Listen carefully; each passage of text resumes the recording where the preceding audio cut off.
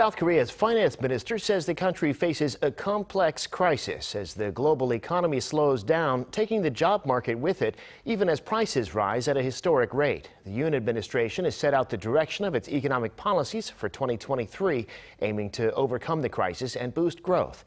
Eum Ji-young has the details. The growth of the South Korean economy is likely to slow down next year, particularly in the first half.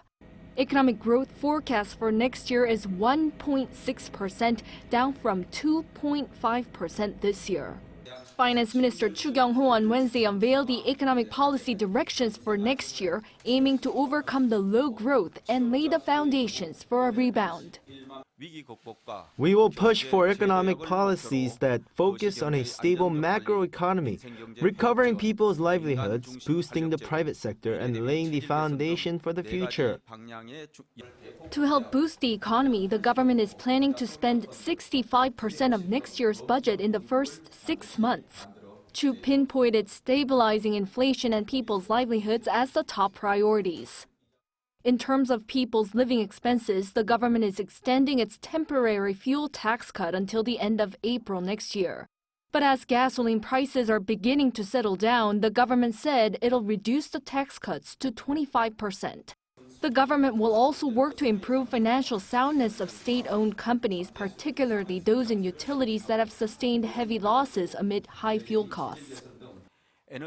To save energy and improve the financial solvency of state-run power utility companies, the government will gradually raise gas and electricity prices, with the goal of writing off their accumulated deficits by 2026.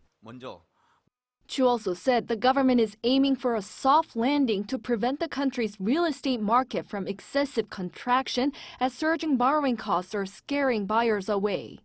To avoid a sudden freeze of the real estate market and boost the number of houses up for sale, acquisition tax will be eased for multiple homeowners. Also, a major issue is South Korea's weakening exports amid a worsening situation abroad, and Choo said the government will do all it can to support the country's exports and win deals overseas in 5 major areas, including semiconductors and nuclear power plants. The government has also established a new strategy called New Growth 4.0 centered on future industries by promoting key projects in 3 big areas, including future high-tech fields, digital transformation, and strategic industries.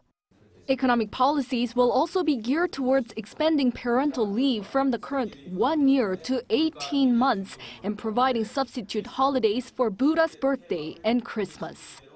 Eum Ji-young, Arirang News.